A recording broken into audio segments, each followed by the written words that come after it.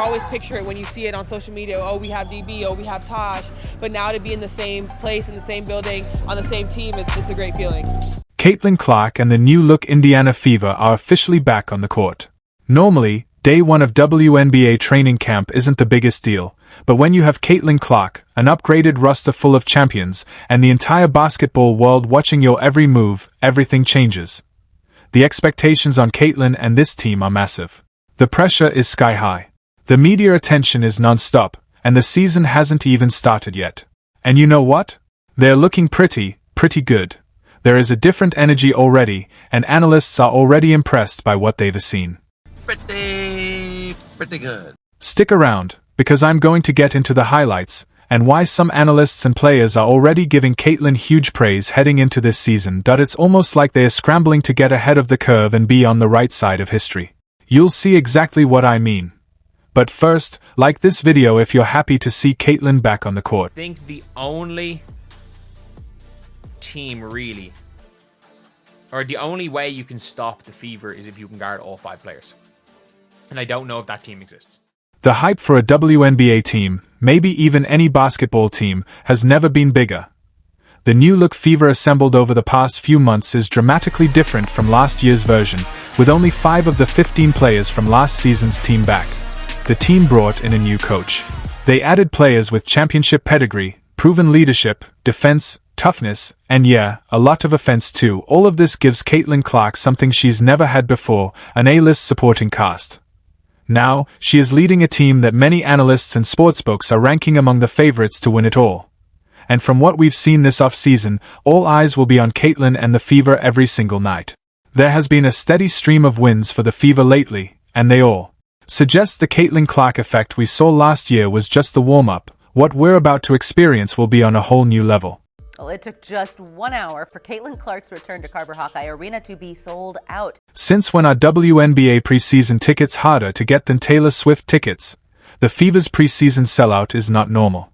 15,000 tickets, gone instantly, to watch Caitlin and the Fever take on a Brazilian national team with players no casual fan would recognize. Fans clearly have Caitlin withdrawal after she snubbed Unrivaled. She doesn't play for 850 fans, she plays for 15,000 plus. Speaking of which. And for the first time in history, WNBA games will be played in the United Center. Team owners around the league hopped on board the Caitlin Clark money train as well, with 6 teams moving their regular season home games against the Fever into NBA-sized arenas. Not for their entire schedule. Not for their other matchups. Only for the games when Caitlin Clark and the Fever come to town. Try and think of a time where teams in another league did something similar. The Fever, they lead the league with 41 games. And then the broadcast schedule dropped.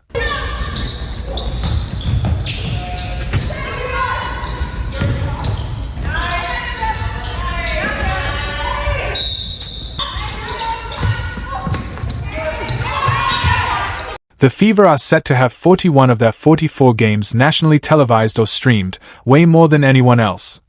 The league and the networks are betting big on Caitlin Clark.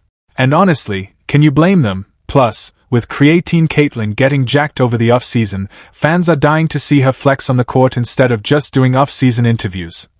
And with that, let's get into the highlights from day one. Everyone just got their first real taste of Caitlin and the new-look Fever, and they looked like they were already in mid-season form.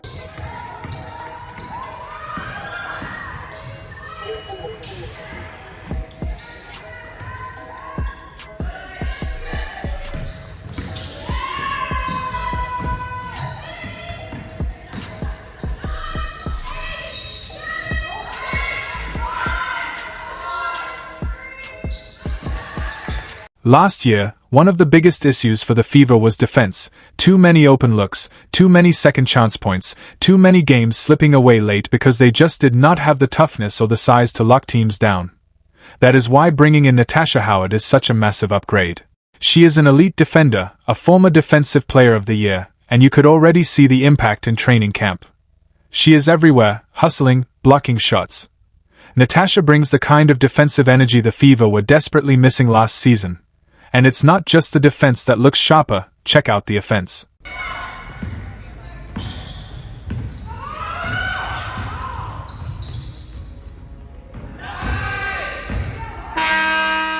Last year, offense was the Fever's strength, but now, with all the new weapons around Caitlin Clark, it's at a whole different level. This is only going to make Caitlin even better. She has more options. More shooters. More players who can finish around the rim. Which means defenses are about to have nightmares. You cannot just trap Caitlin and hope for the best anymore. If you double her, she is going to find the open player. If you sag off, she is going to bury you with a 3. If you get caught ball watching, game over. And on day 1, we got our first game-winning 3 of the season and glimpses of her elite court vision. And also with a new coach and Coach Stephanie White, a lot of the games that the Indiana Fever team lost last year were close games that they weren't able to pull out at the end. A lot of that comes down to coaching. Now you have a veteran coach in Coach Stephanie White. You have seen her be so involved with her players. Also, none of these players played overseas this season. Some of them played in Unrivaled, some of them played in AU. They were all here, and a lot of them were in Indiana training all summer. There are just so many things from what we know about this team. And again, I know that I have not seen this team on the court together. We don't know how the chemistry is going to shake out, but seeing what they had last year and now seeing what they have this year, I have them shaking out at the end of the season being that number 2 seed in the WNBA. And if they can get it together quick enough, they might inch their way into that number 1 seed. Now, some people will think it's a little too early to read into things, but these sessions matter a lot.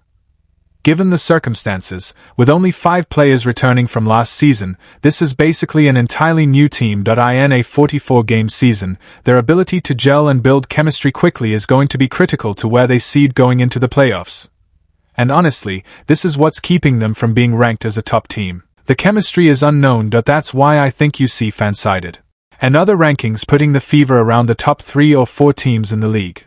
But there are still some outlets putting them around the top 6, which is middle of the pack. Which is crazy, considering that after their rough 1-8 start last season, the Fever were actually one of the best teams in the WNBA down the stretch. If they find the chemistry early, some analysts suggest the Fever could be the best team in the league. The most impressive thing, I think, is them wanting to be better. You know, they want to be a great team. They want to be a great organization. They want the leadership. So just all eyes looking at me like, okay, BB, what do you want to do next? And, you know, everybody's just been receptive of me being a leader, and just trying to give all the knowledge I can, but also save my breath because they're fast. They run a lot. Now, the main reason the Fever should be able to gel quickly comes down to one thing: leadership. They have a real coach now in Stephanie White. According to the oddsmakers, she is already the clear frontrunner to win Coach of the Year. That tells you everything you need to know about how much of an upgrade she is. And it's not just coaching. The Fever brought in a ton of veteran leadership on the floor too, players who have been around, players who know how to win championships, players who know what it takes to keep a locker room together when the pressure hits. One of those players is Dawana Borna, and she spoke directly about the leadership she plans to bring and her role on this team. Talk about her already leading the W in assists, and a lot of the assists that she could have gotten were now turnovers. Yeah. Because they're either, sure. You can say that about every player. Of course, but this is obvious with her. She's throwing pitch aheads, wide open layups. They're smoking them. This could be 13 a game. This could be 14 a game. What Dawana said at the end is something every Fever fan should be excited about. This team is fast.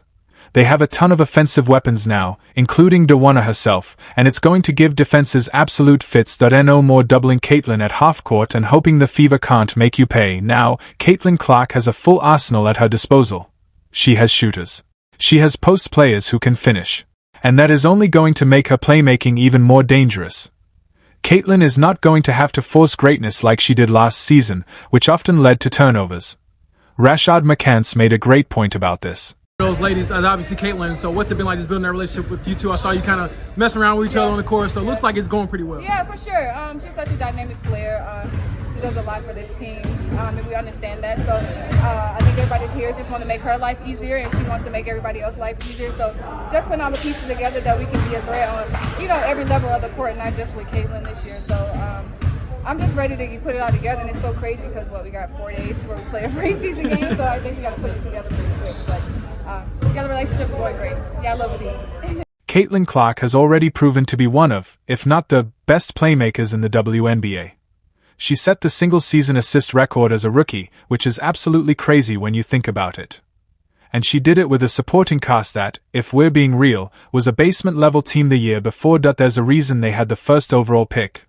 Anyway, Caitlyn was out there dropping dimes to players who, on a lot of nights, couldn't finish the job. A lot of those turnovers last season weren't bad decisions, they were missed opportunities. They could have been points if she had a stronger supporting cast.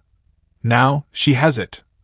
Not only will Caitlyn make her teammates better, like she always does, her teammates are now good enough to make her even better too.